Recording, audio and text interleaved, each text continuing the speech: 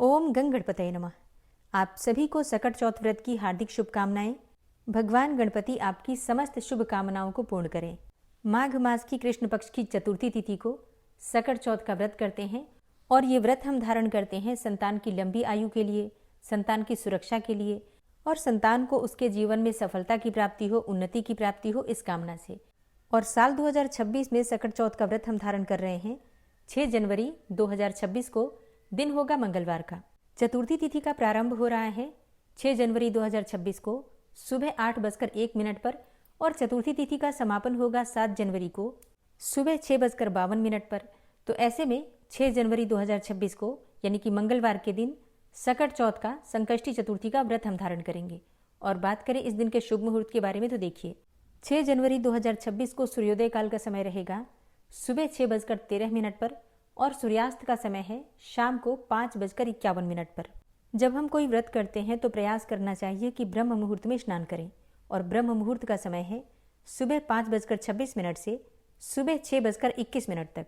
बात करें अभिजीत मुहूर्त की तो अभिजीत मुहूर्त का समय है दोपहर में 12:06 से दोपहर 12:48 तक।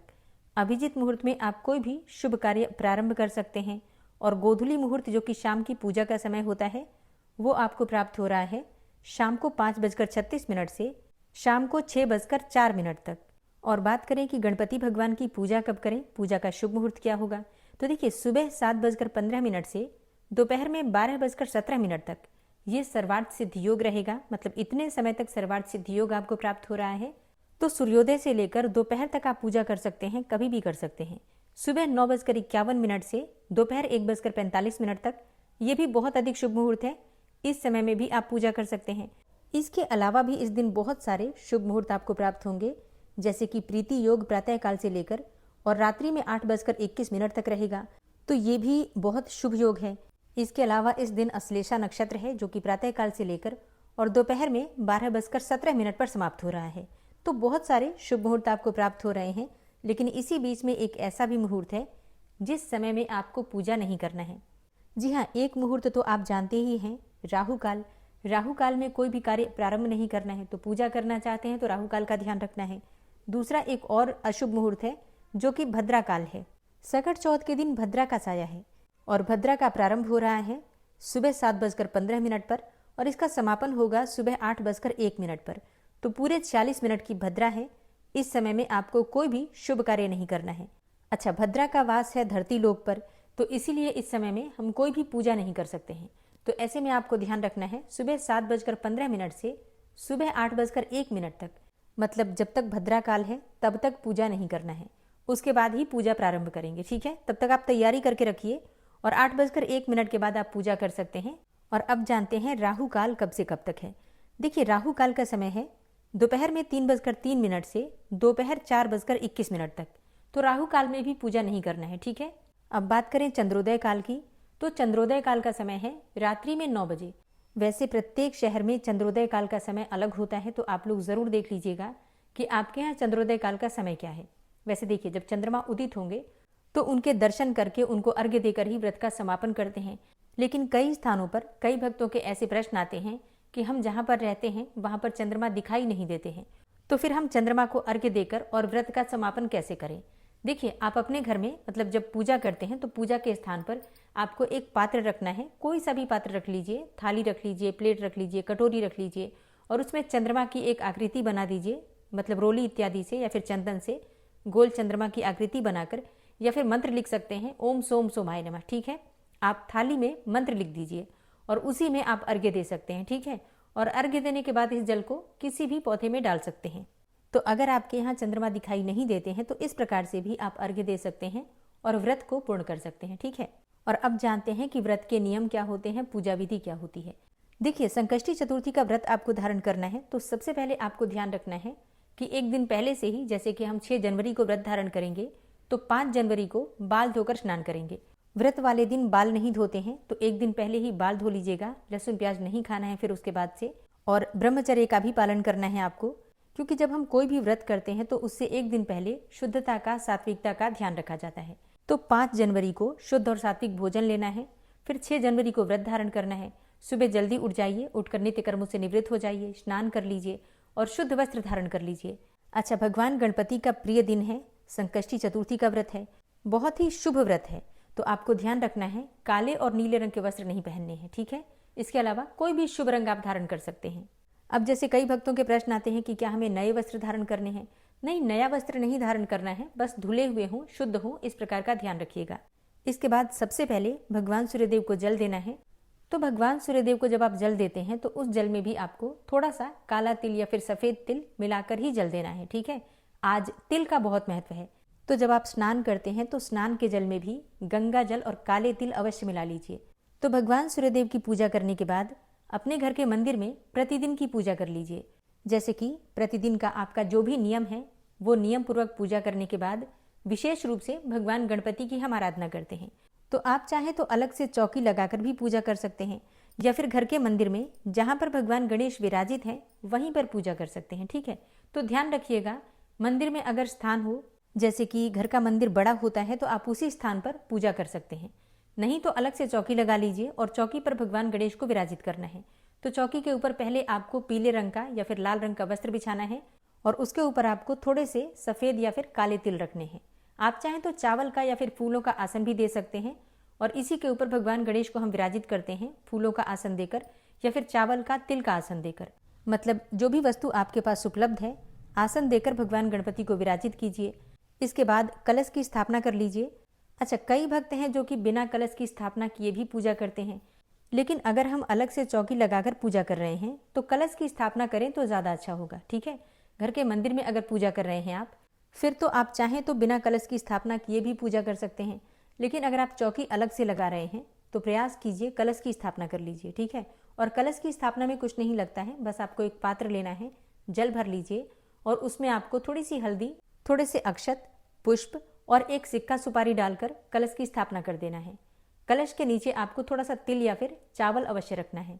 अब कलश में पंच पल्लव यानी कि आम या फिर अशोक के 5 या 7 पत्ते रख दीजिए और इसके ऊपर एक पात्र में थोड़ा सा चावल या फिर तिल भर कर रख दीजिए, पूर्ण पात्र, ठीक है। अब इसी के ऊपर आपको एक दीपक प्रज्वलित करके रख देना है, ठीक है। मतलब दीप कलश की स्थापना आपको करना है भगवान गणेश के दाहिने तरफ। अब एक पान के पत्ते पर आपको गौरी और गणेश की स्थापना करनी है। तो एक सुपारी पर आप कलावा लपेटकर और गणेश जी बना सकते हैं और छोटी सी हल्दी की गौरी बना लीजिए। गौरी गणेश का पूजन करना अत्यंत आवश्यक है। देखिए, अब बहुत सारे भक्तों के प्रश्न होंगे कि गणेश भगवान की पूजा हम कर ही रहे हैं तो अलग से गौरी गणेश क्यों बनाएं। देखिए, जब हम कोई भी पूजा करते हैं तो गौरी गणेश की पूजा सबसे पहले की जाती है। गौरी गणेश का आवाहन करते हैं, उसके बाद ही पूजा प्रारंभ होती है। वैसे अगर आपके यहाँ सिर्फ गणेश जी का पूजन होता है तो आप लोग कर सकते हैं, कोई दिक्कत नहीं है, ठीक है। अब अपने हाथ में पुष्प लेकर और थोड़े से अक्षत लेकर, तिल लेकर और कुछ पैसे ले लीजिए। अपना नाम, अपना गोत्र और जिस स्थान पर आप बैठे हैं उस स्थान का एड्रेस बोलिए और व्रत का, पूजा का संकल्प लीजिए कि आज आप भगवान गणपति का पूजन कर रहे हैं। अपनी कामना कहिए भगवान गणेश से और उनसे प्रार्थना कीजिए कि किसी भी प्रकार की विघ्न बाधा आपके व्रत में न आए, आपका व्रत निर्विघ्न रूप से पूर्ण हो। इस प्रकार से प्रार्थना करके और भगवान गणपति के चरणों में अर्पित कर दीजिए, ठीक है। इस प्रकार से अपने व्रत और अपनी पूजा का संकल्प लीजिए। फिर सबसे पहले आप कलश का पूजन कीजिए, धूप दीप दिखाकर और पुष्प अक्षत अर्पित करके कलश का पूजन कर लीजिए। फिर गौरी और गणेश का पूजन कीजिए, मतलब पंचोपचार विधि से गौरी गणेश का पूजन करते हैं, धूप दीप दिखाकर, अक्षत पुष्प इत्यादि अर्पित करके। इसके बाद भगवान गणपति का अभिषेक करना होता है, तो जल के छींटे देकर स्नान का भाव कीजिए, वस्त्र अर्पित कीजिए, फिर जनेऊ अर्पित कीजिए।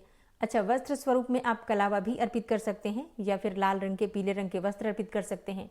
इसी प्रकार से अगर आपके पास यज्ञोपवीत ना हो, यज्ञोपवीत अर्थात जनेऊ, पीले रंग का जनेऊ मिल जाता है। जब हम पूजा की सामग्री खरीदते हैं तो वहां से जनेऊ भी मिल जाता है। अच्छा, पहले से अगर आपके पास यज्ञोपवीत रखा हुआ है तो उसका प्रयोग भी आप कर सकते हैं, ठीक है। मतलब थोड़े से गंगा जल के छींटे देकर और शुद्ध करके पूजा में आप उसका प्रयोग कर सकते हैं। तो भगवान गणपति को जनेऊ अर्पित कीजिए। इसके बाद हल्दी से, चंदन से और सिंदूर से भगवान गणपति को तिलक कीजिए और थोड़े से अखंडित चावल हल्के से जल से गीले करके उसी को तिलक के स्वरूप में भगवान गणपति को अर्पित करने से, मतलब माथे पर अगर हम चावल का अक्षत का तिलक करते हैं तो ऐसा कहा जाता है कि मनचाही कामना पूर्ण होती है, सुख समृद्धि, संतान और सौभाग्य की कामना पूर्ण होती है। अगर हम अखंडित चावल का तिलक करते हैं भगवान गणपति को तो ज़रूर करना चाहिए। और दूर्वा अर्पित कीजिए। अगर आपके पास बहुत सारी दूर्वा हैं तो माला बनाकर अर्पित कर सकते हैं या फिर लाल धागे में बंडल बनाकर 11, 21, 108 दुर्वा भी अर्पित कर सकते हैं। फिर भगवान गणपति को भोग अर्पित कीजिए। और आज सकट चौथ पर भगवान गणपति को अर्पित करते हैं तिल और गुड़ का भोग। कई स्थानों पर तिल के पहाड़ बनाकर अर्पित किए जाते हैं, कई स्थानों पर तिल के लड्डू बनाते हैं, मोदक बनाते हैं, कई स्थान ऐसे हैं जहां पर कि तिल का बकरा बनाया जाता है, इस प्रकार से भी अर्पित करते हैं। तो आप देख लीजिए आपके परिवार में किस प्रकार की परंपरा है, उसके अनुसार आप कर सकते हैं।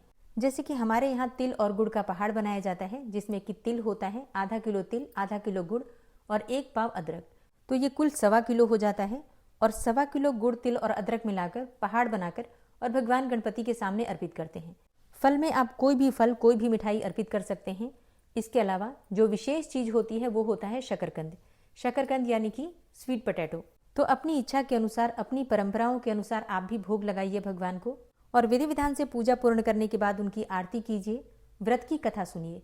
व्रत की कथा सुनते समय आपके हाथ में थोड़े से काले तिल या फिर सफेद तिल होने चाहिए और इसमें आपको कुछ एक सिक्का, मतलब 1-2 रुपए का सिक्का ले लीजिए और एक पुष्प ले लीजिए अपने दाहिने हाथ में और वहीं बैठकर कथा सुन लीजिए। कथा की किताब है तो आप किताब से पढ़ सकते हैं स्वयं से ही, या फिर आप मोबाइल से सुन सकते हैं। हमारे चैनल पर भी आपको कथा की वीडियो मिल जाएगी, तो आप लोग जरूर सुन लीजिएगा। कथा सुनने के बाद आपके हाथ में जो सामग्री है भगवान गणपति के चरणों में अर्पित कर दीजिए और इसके बाद क्षमा प्रार्थना कर लीजिए। सुबह की पूजा आपकी पूर्ण हो जाती है। इसके बाद शाम को जब चंद्रमा उदित होंगे तो उनके दर्शन करके अर्घ्य देकर आप अपने व्रत का पारण कर सकते हैं। पारण क्या करना है? देखिए, पारण में शाम के समय शकरकंदी और गाय का दूध लेते हैं, मतलब हमारे यहाँ इसी प्रकार का होता है। अनाज का सेवन नहीं करते हैं और दिन भर ये व्रत निर्जला ही रखा जाता है। मतलब इस व्रत में चाय, पानी इत्यादि कोई भी वस्तु नहीं ली जाती है। मतलब पूरी तरह से निर्जल, निराहार ये व्रत रखा जाता है। अच्छा, कई स्थान ऐसे भी हैं जहाँ पर कि सुबह की पूजा पूर्ण करने के बाद जल भी पीते हैं, चाय भी पीते हैं और फल इत्यादि भी खा लेते हैं। तो आप देख लीजिए आपके यहाँ किस प्रकार से होता है। जैसा आपके यहाँ होता है आपको उसी प्रकार से करना है, इस बात का आपको ध्यान रखना है। तो बहुत ही शुभ और बहुत ही पवित्र व्रत होता है संकष्टी चतुर्थी का व्रत। सकट चौथ का व्रत करने से किसी भी प्रकार की परेशानी से आपको मुक्ति मिल जाती है। किसी भी कामना को पूर्ण करने के लिए संकष्टी चतुर्थी का व्रत अगर आप प्रारंभ करना चाहते हैं तो इसी चतुर्थी से प्रारंभ कर लीजिए। जैसे कई भक्तों के प्रश्न आते हैं कि हम पहली बार व्रत प्रारंभ करना चाहते हैं तो क्या कर सकते हैं? हाँ जी, बिल्कुल कर सकते हैं। अच्छा, एक और प्रश्न आता है, हमारा व्रत पहले का छूट गया है, क्या हम दोबारा शुरू कर सकते हैं? जी हाँ, बिल्कुल कर सकते हैं। अगर किसी भी कारणवश हमारा व्रत छूट जाता है तो हम दोबारा उसे शुरू कर सकते हैं। तो दोस्तों, आज की वीडियो में सकट चौथ व्रत की पूजा विधि और संपूर्ण शुभ मुहूर्त की जानकारी मैंने आपसे शेयर की। आने वाली वीडियो में व्रत की कथा आप सुनेंगे। और हाँ, कोई भी प्रश्न हो आपका सकट चौथ व्रत से संबंधित तो कमेंट बॉक्स में लिख दीजिए। जल्दी ही आपके प्रश्नों पर या तो वीडियो बन जाएगी या कमेंट बॉक्स में भी आपके प्रश्नों के उत्तर आपको मिल जाएंगे। और अगर आपको आज की वीडियो अच्छी लगी है, थोड़ी सी भी आपके लिए हेल्पफुल है, तो वीडियो को लाइक ज़रूर कीजिए। संभव हो तो वीडियो को शेयर भी कीजिए और चैनल पर पहली बार आए हैं तो सब्सक्राइब करके बेल आइकन को ज़रूर प्रेस कर लीजिए अगर आपको आज की वीडियो अच्छी लगी है तो। मिलती हूँ मैं आपसे अगली वीडियो में, तब तक के लिए जय श्री राधे।